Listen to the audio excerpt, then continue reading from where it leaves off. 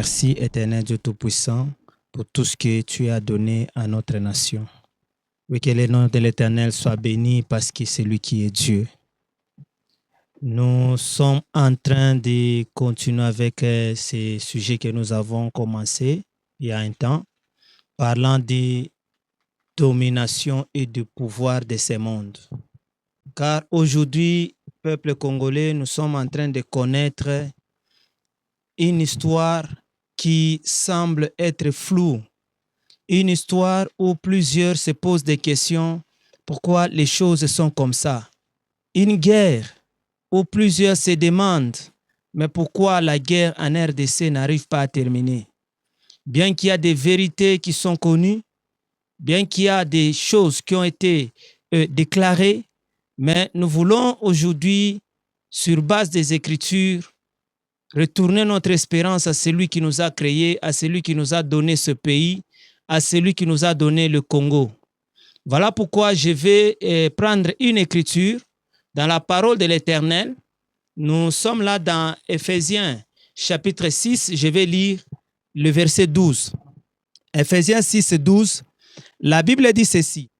Car nous n'avons pas à lutter contre la chair et le sang, mais contre les dominations, contre les autorités, contre les princes de ce monde des ténèbres, contre les esprits méchants dans les lieux célestes. Oui, nous avons à lutter, non pas contre la chair et le sang, mais nous avons à lutter contre les dominations. Et les dominations, nous avons dit, les dominations constituent des nations qui se déclarent être puissantes. Les dominations constituent de la communauté internationale. Les dominations est constituée de tous ceux-là qui pensent avoir la gestion de ce monde. Aujourd'hui, RDC, nous sommes face à une guerre, nous sommes face à une souffrance qui nous est imposée. La souffrance que le peuple congolais nous sommes en train de connaître, c'est une souffrance qui nous est imposée. C'est une guerre qui nous est imposée par des puissances de ce monde. Car dans le système de ce monde, il y a ce que je vais appeler les dominateurs. Après les dominateurs, il y a ceux-là qui sont sous la protection des dominateurs. Pour mieux le dire, nous avons les protecteurs, les protégés et les sous-protégés. Dans la catégorie des protecteurs, c'est là que nous trouvons par rapport à notre nation ici, nous trouvons dans la catégorie des protecteurs, il y a la communauté internationale, il y a les grandes puissances de ce monde, il y a les multinationales. Tous ces mondes-là constituent cette catégorie des protecteurs. Leur rôle est caché car eux ne se présentent pas. Eux ne se manifestent pas. Ils sont invisibles à nos yeux, mais ils sont là. Ils agissent dans l'ombre, les protecteurs. Et nous avons la catégorie des protégés. Parmi les protégés, nous avons le Rwanda. Parmi les protégés, nous avons d'autres pays voisins. Le protégé qui a sorti sa tête, aujourd'hui connu de tous, c'est le Rwanda. Le Rwanda est protégé. Le Rwanda est financé. Le Rwanda est soutenu. Le Rwanda est armé. Il est soutenu par qui? Par les grandes puissances, par les multinationales. Il est armé par qui? Par les grandes puissances, par les multinationales. Voilà comment les choses sont en train de marcher.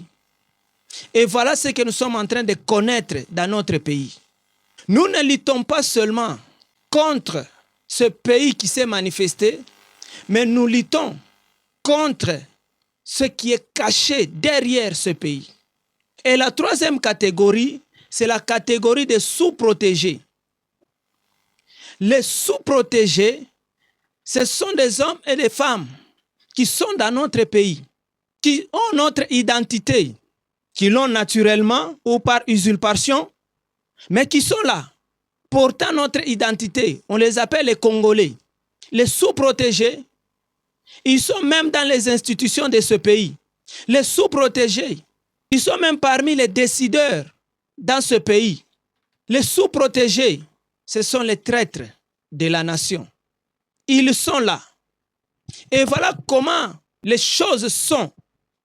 Et si nous voyons seulement la tête du Rwanda, nous allons passer à côté parce que derrière, il y a ceux-là qui sont en train de tirer des bénéfices jour et nuit.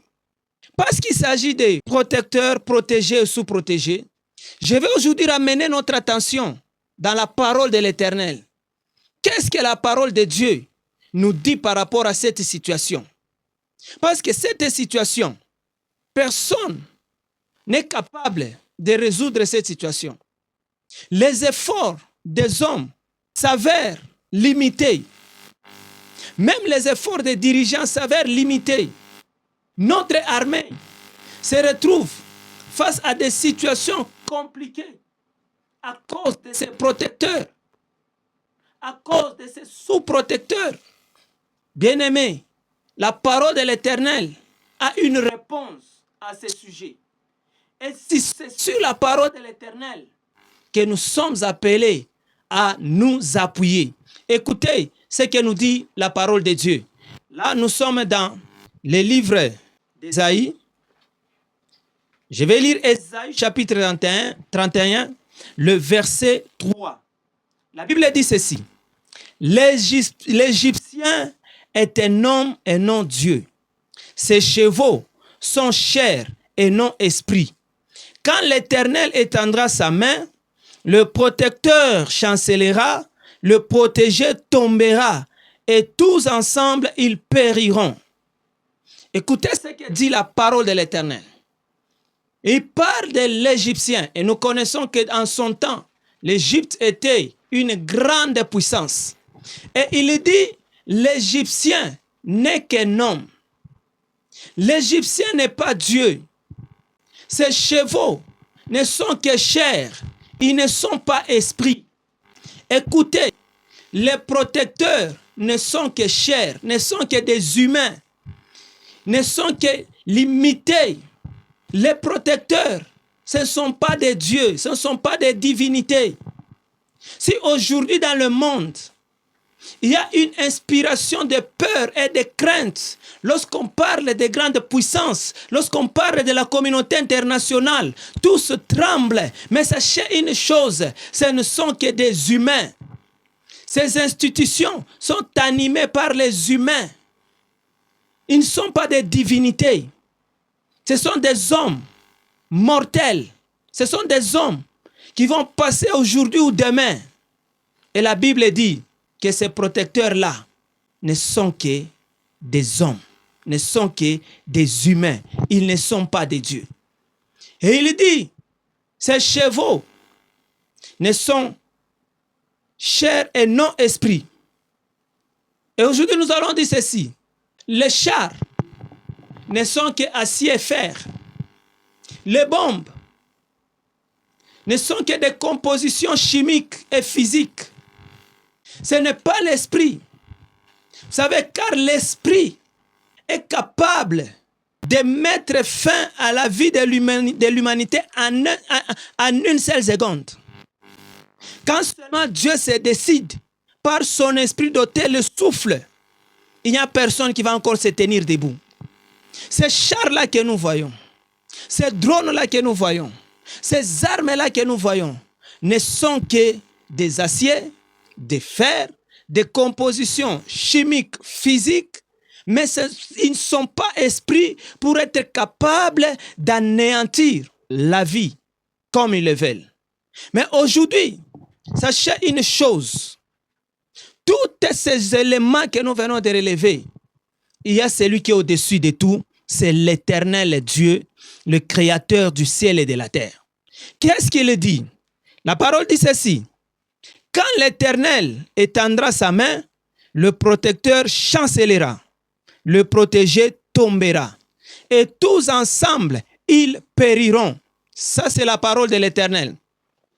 L'Éternel Dieu qui a créé toutes choses. L'Éternel Dieu qui contrôle toutes les choses. Que ce soit les protégés, que ce soit les protecteurs. La Bible dit, quand la main de l'Éternel va s'élever, la main de l'Éternel qui s'élève dans ce pays, la main de l'Éternel qui s'élève pour défendre le Congo, la main de l'Éternel qui s'élève pour défendre la RDC, va faire chanceler les protecteurs, va faire chanceler ces grandes puissances. Même la communauté internationale, en son sein, elle va sentir une pression qu'elle n'a jamais sentie, parce que c'en est trop. Il y a toujours des limites infranchissables. Et il y a toujours des choses qu'on peut faire. Mais arrivé à un certain seuil, ça ne passera plus. Et c'est maintenant que ça ne passera plus pour la RDC.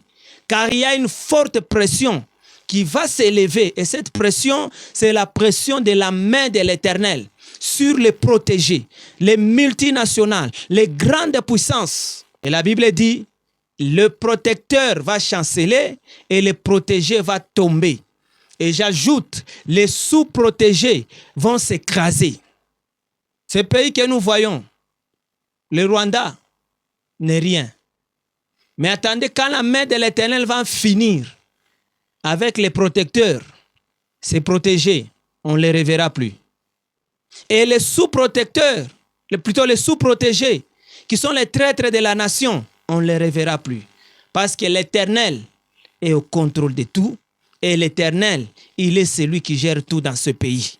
Faites attention, car la main de l'Éternel, quand elle s'élève, et cette main s'élève à cause des cris du peuple congolais. Les prières que le peuple congolais est en train de lever vers son Créateur, vers celui qui lui a donné ce pays, vers celui qui nous a donné ses richesses, vers celui qui nous a tout donné dans ce pays. Nos voix s'élèvent jour et nuit. Ainsi la main de l'Éternel s'élèvera encore, parce qu'il est le Dieu qui écoute la prière, qui écoute les cris de détresse. Il est celui qui défend et qui défendra cette nation.